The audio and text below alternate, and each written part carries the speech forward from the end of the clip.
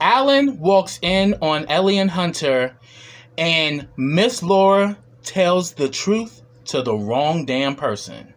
Let's talk about the Oval.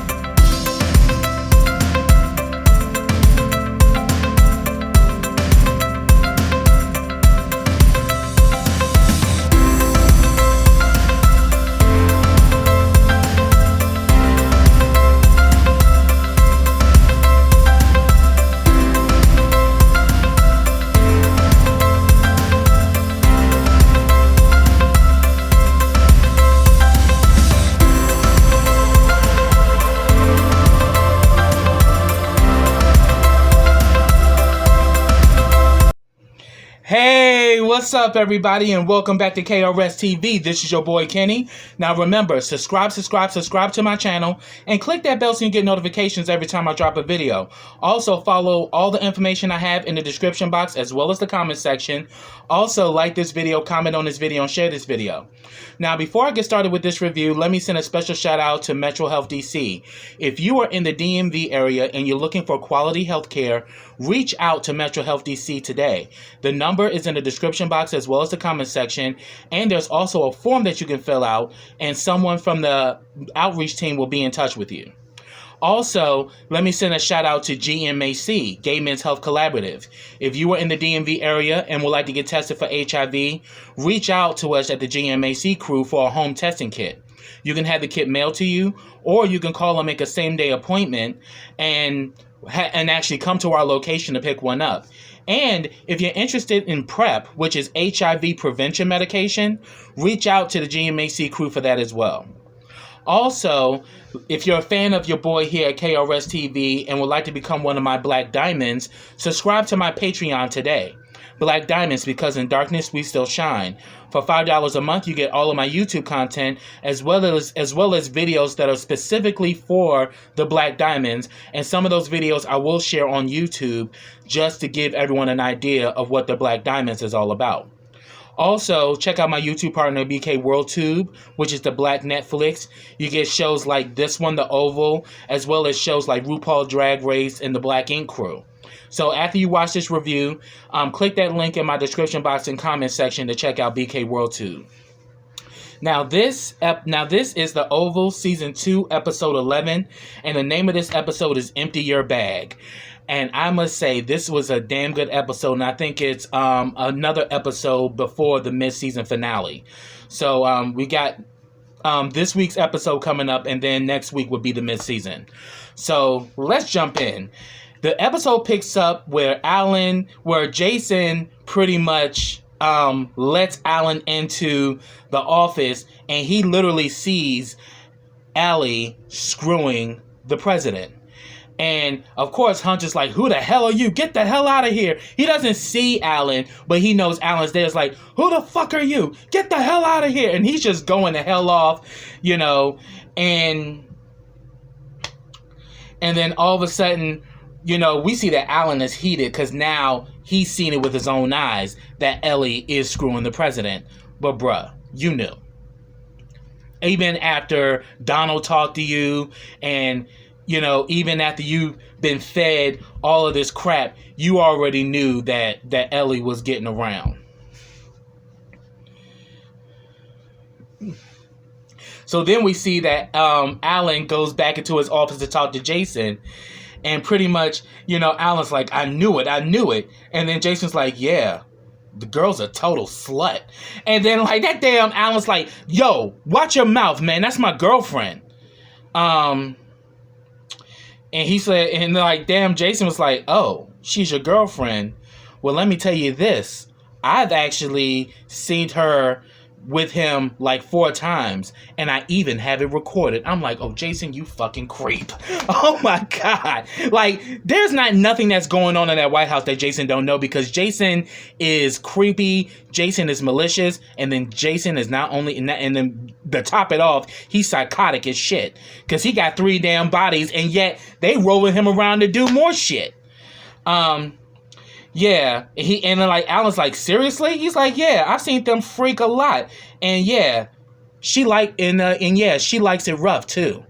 And then he starts trying to plant this idea into Alan's head that he should kill his father, and he's like, you can do this. He's like, what are you talking about, man? That's your father. He's the president. He's like, but I can show you how. We're friends. And he's like, kid, if you don't get your ass up, he's like, don't call me a kid. I'm not a kid. The hell you ain't, Jason. You crazy as fuck. And yeah, you definitely do have child tendencies, because you're spoiled and you're used to getting your way. And then he was like, Jason was like, but come on, man, we're friends. You're nice to me. And he's like, well, if we're friends. And then Alan was like, well, if we're friends, you need to go upstairs right now. Go. And he's like, I don't like people being mean to me. And then all of a sudden he says the same thing, but he changes his tone. But then all of a sudden, Jason is kind of telling Alan, you need to think about it. I'm like, see, Jason is going to try to use Alan to kill Hunter.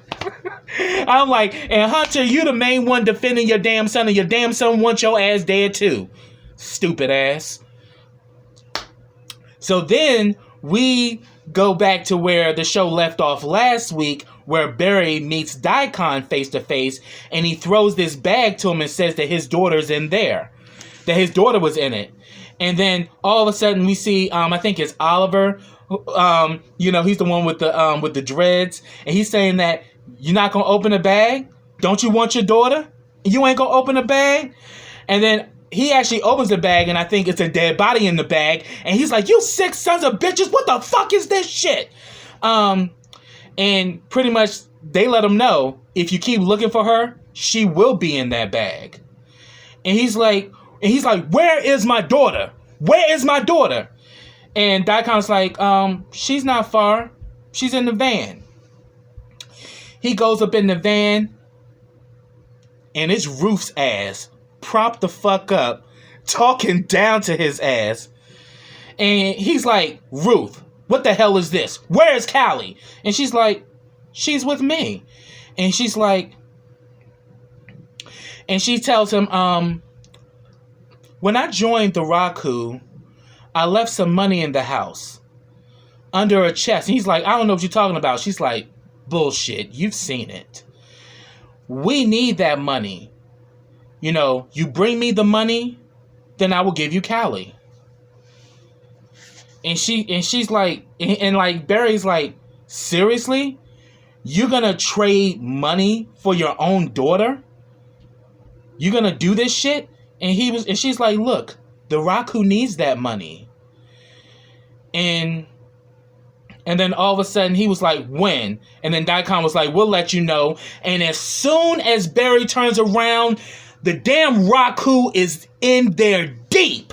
There's like over 20 of them literally surrounding Barry. And all of a sudden, Barry's whole demeanor changes. I'm like, we're all that tough shit now, Barry. You was talking all tough and all slick out your mouth. But you realize that Ruth is a part of something that is very sinister. And yeah, they could have literally taken Barry's ass out somewhere and fucked him up, and nobody would have been able to trace him. So all of a sudden, when he turned around and saw how deep those Rakus were, his whole demeanor was like, oh shit, like, yo, Ruth is a part of some dangerous shit. I'm like, yeah, bruh. And so I'm like, I said, like, the look on Barry's face was priceless. I was like, yeah, they letting you know that, bruh, we could fuck you up, so you might want to slow your roll. So then we go back to Hunter and Ellie. he notices that this bruise on her face, the bruise that, you know, when Alan attacked her ass, she's pretty much saying, "Oh, I was just clumsy," and he's like, "Who hurt you? A guy? You know, does he work here?" And she's denying it. "No, nothing. He's like, "You're lying to me," and pretty much she's like, I'll take care of it, what's going on in the press and all of that. So they get dressed and everything. Hunter goes out into the hallway and runs into Alan's ass, and Alan is hot. He was like, huh. So Hunter is such an arrogant son of a bitch. So he just goes up at Alan. He's like, you got balls. And then Alan's like, you too, sir. I just saw them. And then he tells Hunter that Ellie is his girlfriend. Well, Hunter with his cocky ass is like, well, if that's true, bro, you've been downgraded. Let me tell you, that woman in there is ambitious. You were just something to do as she plots and schemes and ladder climbs to get to where she wants. You're completely disposable. And then he says that if I hear a word of this, I will erase you from the earth. He says, I would fire your ass, but I want to keep you around. You're cute. Stupid, but cute. And then all of a sudden, Ellie comes out, and he's like, aren't you a little liar? I was like, Ellie! Ellie's whole fucking thing is now backfiring on her. Because she was so confident as to how she, get the president wrapped around her finger and thought that she was going, and how she willed her way into the role as being the press secretary. And now she's realizing how much of a trap she's really in. Yeah, and then all of a sudden he was like, with Hunter being an asshole, was like, did you tell him how many times I made you scream? And then all of a sudden, so what's with this? And then he starts trying to push up on her and tries to kiss her in front of Alan, like letting Alan know, I can fuck with this bitch and ain't shit you can do about it. Had that going on. Then all of a sudden, after Hunter walks away, Ellie tells Alan, look, you need to go to the hotel. You need to go to a hotel. We need to spend time apart. And he literally told her, get the fuck away from me. I was like, Ellie, you done fucked up now, because you literally have put yourself in a position where you really have no allies. So if they decide to chop you up and throw you to the gutter, ain't shit that's going to stop anybody from doing that. And you have nobody backing you up, because in all honesty, even though Alan's an asshole, Alan actually does love her ass. But she ain't looking for love. She's looking for success. She's looking for power. And here it is. She's screwing power, but she's now, even further on in this episode, she sees how powerless she truly is. So then we see Barry finally gets home. He talks to his father. He tells him that he saw Ruth and everything. And he says that, yeah, the money is hers and she wants it. And she wants the money for Callie. And I'm supposed to be meeting them tomorrow. I'm like, we're going to see how that's going to go. Because you know how them rackadoochies move. And then Richard's like, I'm going with you. He's like, I don't need you to go with me. And he's like, the hell I don't. Yeah, Barry, because every time you get into some shit, you always fuck it up with your damn attitude. So yeah, Richard needs to be there with your ass. But Richard, your ass need to drive. Because we saw what happened the last damn time we let Barry get behind the wheel. And he's like, the hell you don't. You're going to need backup. And he's like, I don't want you doing nothing crazy. I'm going. And that's that. Then Miss Nancy walks up her little proud ass up in there with that red dress. I have to admit, though, she looked good in that red dress. But Nancy, you're still on my list. So then all of a sudden when Nancy comes in there, the whole energy of the room shifts. And he's like, what's going on? Would you on a date or something? Talking about the two of them. Were y'all like on a date or something? And Richard confesses to Barry that he went out on a date with Frida and that he was going to bring her back to screw her. And Barry goes the fuck off. And he's like, you know what? I'm sick of this shit between the two of y'all. Like, look, if y'all want to hurt each other, fine. But keep me out of it. And then he looks to his mother and is like, why don't you just tell him? And she's like, I can't. I'm like, you should have never even opened your fucking mouth, Nancy. But now that you did, you might as well just go ahead and tell all the tea. Because the reason why he acting up and doing all the shit, because you won't tell him who the daddy is. You might as well start singing. You sure as hell sung in that hospital when you said that Picky was your son. You might as well continue to sing and tell all the shit. But I really do think it's somebody very, very close to Richard. And it's possibly, it could be Sam. But if it is Sam, how is that possible? But if I said if it is Sam, it was before he met Priscilla. And he pretty much says that, look. So Barry pretty much just tells him that, look, you two need to fix this shit. I'm going to get my daughter back tomorrow. And I'm putting all of this bullshit behind me. And then after he left, they started kind of talking some sense to each other, Richard and Nancy. And they like, yeah, we shouldn't do this, you know. And then Nancy's like, can we start over? And then Richard's like, yes, we can start over. As soon as you tell me who the father is. Richard ain't gonna let that shit go. And he says, I'm putting everything together, like calendars, dates. I'm getting closer. And she just like, I just can't. I can't. I won't. I can't tell you. I'm like, ooh, that ain't gonna do nothing but make it worse, Nancy. You might as well just tell the shit. But Nancy is so self-righteous with her shit. But then again, she doesn't want to tell him because she knows how Richard is. She know Richard gonna do some brutal shit to whoever it is who's the daddy. And that's probably why she's not telling him, because she's trying to protect him. But boo-boo, too much, too little, too late for that shit. So then we see that Hunter sneaks in the room. Victoria, he thinks is asleep, but her ass is wide awake. He goes into the shower. She goes into his pants, you know, and she realizes that that something's missing. So pretty much she calls Secret Service. She's like, did that girl leave? The stupid one. I'm on my way. So then we go to the hospital. Miss Laura wakes up and she's there with her husband, Norm. And she says, Gene, I got to speak to the chief of staff. Donald, call the late night number, you know. And I'm like, oh, shit, Laura, you don't know nothing. Donald is with the bullshit. And the fact that you're going to tell this shit to Donald, you have literally put yourself in danger. So then while Victoria's on her way down to confront Ellie, she runs into Jason. And she's like, what the hell you doing up, you creep? And he's like, Dad is sleeping with that girl. And she's like, yes, I know.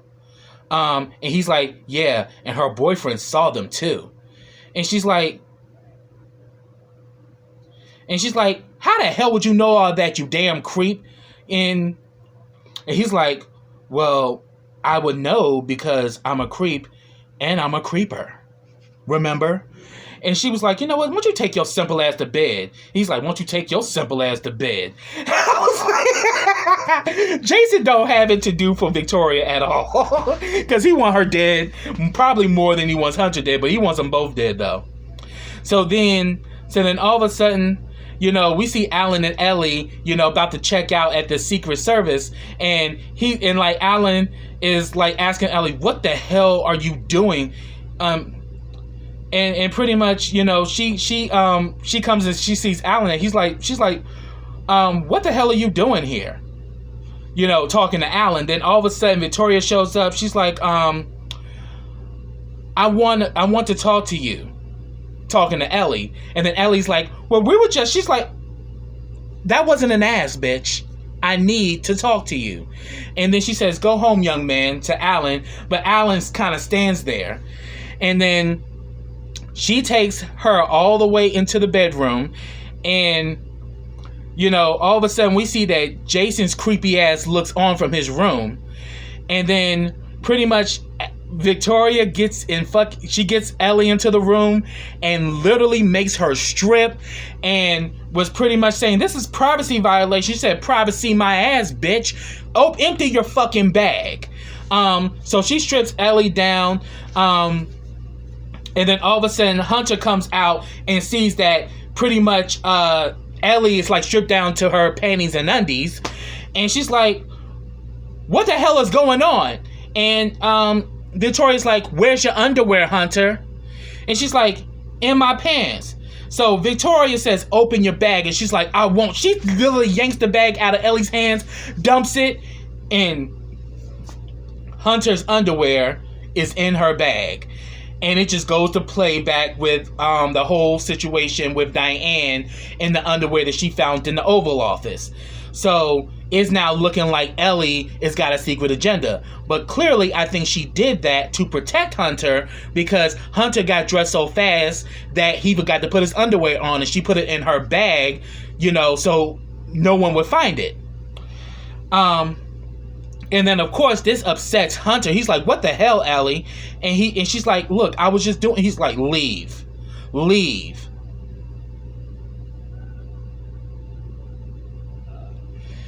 And then, and she's like, but I needed my... And she's like, oh, no, bitch. Your shit stays until we have everything searched. You leave with nothing. Get the fuck out.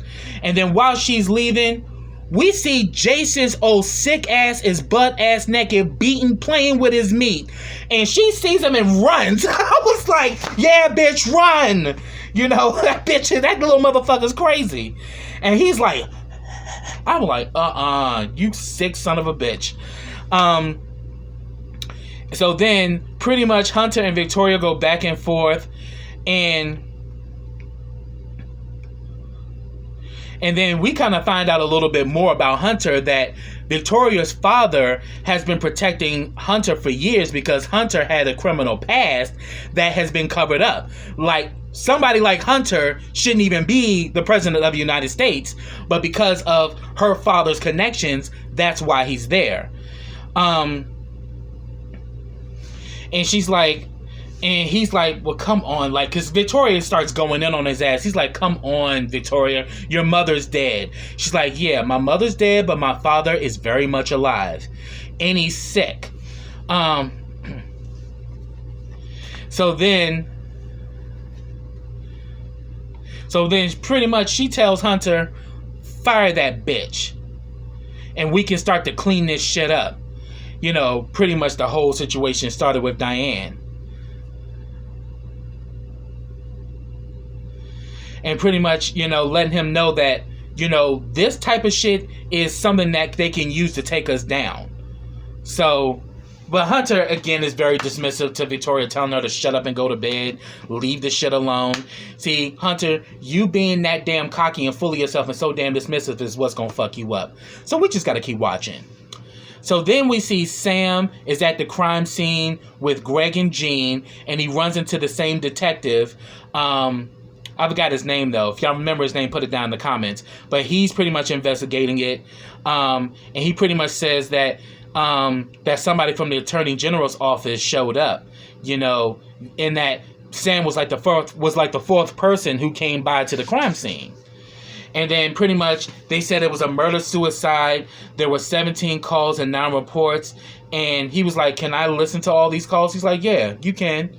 So, but Sam is looking at this shit like something ain't adding up to this shit. This shit don't seem right. And definitely you can tell from the looks that Jean has been dead for days and Greg's body still looks fresh. I wonder if anybody's going to pick that up. So then we see that Donald is in bed, and we see that he's in that bed by himself. So yes, what's her name? Lily is back, but Lily is sleeping in that guest room like she said. She don't want no parts of Donald with his creepy ass. So he gets a call from Laura, and then she says that Jean was dead, and I found her under Jason's bed. And then he's like, I'll send someone to talk to you soon. He's like, I'll send someone to talk to you soon. And she's like, can you send Sam? Now you know damn well that evil motherfucker ain't gonna send Sam. He gonna send his little puppy, Kyle. His little slut puppy. And he's like, he's like, look, I'll try to send Sam, but if God can't, I will send you someone that I can trust. What's the first thing he do after he gets off the phone with Laura? He calls Kyle. Kyle is in bed with Dale. And, you know, when he calls Kyle is very dismissive to him. And he's like, what do you want? He's like, I need to talk to you. What do you want? Because Kyle is mad that he has chosen Lily, and that Lily and him are back together. But really, they're not, boo-boo. They're sleeping in separate rooms. They're just sharing and cohabitating, and she's pretty much his beard. But Kyle don't give a shit, because Kyle wants to be, she wants to be Mrs. Chief of Staff. She wants to be Donald's other half. So Kyle is in his feelings, and that's the only reason why he's using Dale. He's using Dale to make Donald jealous because he's really in love with Donald.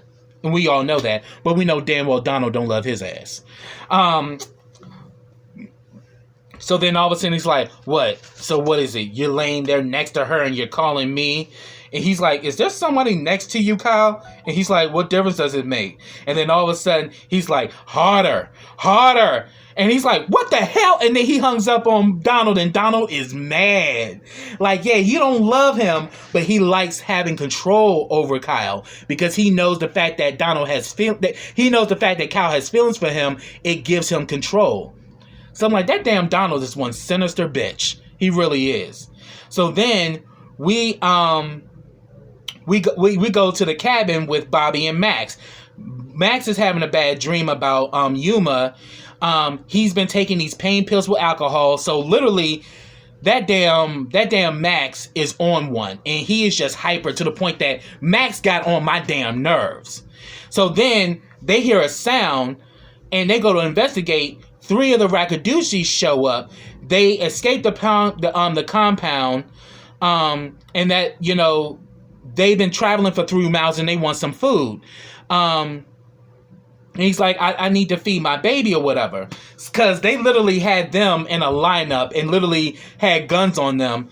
And Bobby gives them, you know, a bag of food. And then Max is like, are you fucking serious? He's like, get the hell out of here. Don't you ever fucking come back.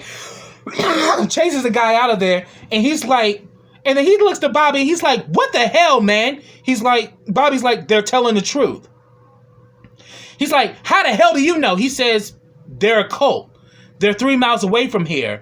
I know everything that is within a 15-mile radius of this place. They were telling the truth. But we just see that Max is too paranoid and too hyped. One, because of the pills.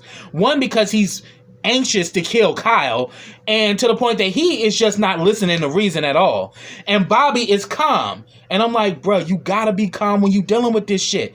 But right now he ain't trying to hear shit. And he says that, look, Diane is meeting with them tomorrow, but from the looks of it, will Diane make it out alive? That is what we have to witness. Will she actually make it out alive? Because according to that preview for next week, we don't think she is, because that damn Kyle is an evil bitch. And anybody that gets into his clutches, they usually don't make it out alive. Just saying. He's saying that, you know, she's meeting with them tomorrow, so calm down and get some sleep. And he's like, I'm not sleeping, I'm night watching.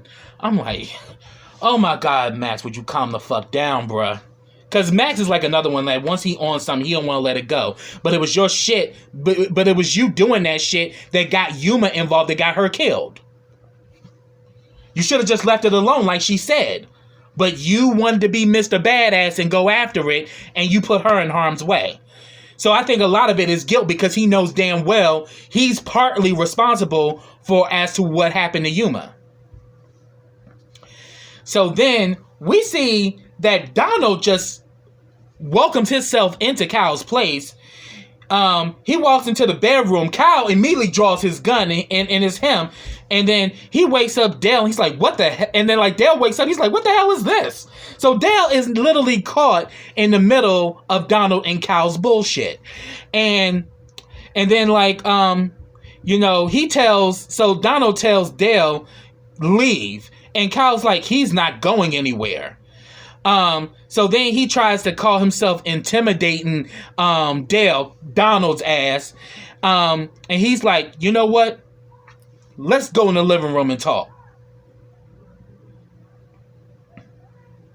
So pretty much Donald tells Kyle that Laura is waking up. She remembers everything. You need to handle this. He's like, I'll handle it in the morning. He's like, no, I need you to handle this now. She asked for Sam. Now, you know we can't let that happen. And he says, I will once that bitch leaves your house. That damn Kyle is not letting go of the fact that he's mad that Lily is now back into the house and shit. And then he was like, so what is this thing going? So then Donald's like, so what's this thing going on with you and this guy? Now you know you can't love nobody but me. And I was just like, Donald, you evil bitch, because you know damn well you don't love Kyle at all. You know you don't love him, and you like to manipulate and play with his emotions because you know he's in love with you. Like, Donald ain't shit. So then we see that Dale is trying to get dressed and trying to leave. Kyle begs him and tries to tell him not to leave, and then he kind of gets real forceful at one point and convinces him to stay. I'm like, Dale, you need to get the fuck out of there as soon as Kyle leaves, bruh. Like, dude, you literally are just being used as a pawn between him and Donald. But I'm like, Dale, you need to get the hell out of there. That's all I gotta say. So then we see that Alan is back at home. He gets a call from Jason, and Jason is like, so did you think about what we talked about earlier? You know, I know where the Secret Service keeps their weapons. And he's like, get off my phone. Like, look, he's your father. He's like, yeah, I know. But you can take both of my parents out. And then he just hangs up on Jason's ass. Because I'm like, Jason is literally trying to use him because, you know, Jason wants to kill both of his parents. But now he's trying to play mastermind to try to get somebody else to do his dirty bidding. And then all of a sudden, we see that Ellie finally comes home. And she's like, Alan, what the fuck are you doing here? Get out. And then, like, Alan is like, are you really doing this to me right now? We were supposed to get married. What the hell happened? And she's like, look, I'm not a fucking possession, all right? But we can tell she's scared. She's scared because she now realizes she bit off more than she could chew. She thought she was the bad bitch, that she was the bad bitch, and she realized she not that bitch. Because Victoria is the top bitch up in that bitch, and Victoria has literally just punked the fuck out of her, not once, but twice. Well, actually 3 times. Every time she gets into Victoria's clutches, Victoria literally shows her that, bitch, I will end you. And this time, you know, she really is shooken up because she don't know what the fuck about to happen to her, because now the Hunter thinks, but I think Hunter knows why she had the underwear in her purse, but he told her to leave because of her staying there. Victoria was just going to continue to do more shit. But we can tell that she's scared, and pretty much she's not only scared for herself, but she's also scared for Alan, because they are both, you know, they are both in danger. And then he kind of lets her know, like, do you know the ton of danger that you're dealing with these people? I'm like, yeah, but little do you know, Alan, you're in danger too, which is why she was trying to shield it from you. Because if they can fuck her up, they can fuck you up even easier. So then the last scene is Kyle shows up to the damn hospital with Laura. He pulls the curtain. She tells him about Jean and that she found her under Jason's bed. Yeah, Jason killed her. You gotta do something. And then next thing you know, he literally takes a pillow from under her head and begins to smother her with it. I'm like, oh shit. Laura, you have no idea what the fuck you've done. But little do you know, her husband knows what happened. So even though you may be killing Miss Laura, Norm knows the truth too. And the fact that his wife is dead, oh yes, he's gonna be singing. So the shit ain't over. But I'm like, oh damn, Laura. You done had a damn heart attack and now you done got killed because you told the shit to the wrong damn people. You should have kept your mouth shut and should have told that shit to Sam. Damn. But that's what I got, y'all. If I missed anything, get down in the comments. I'd love to hear your thoughts on it. So until next time, everybody, take care.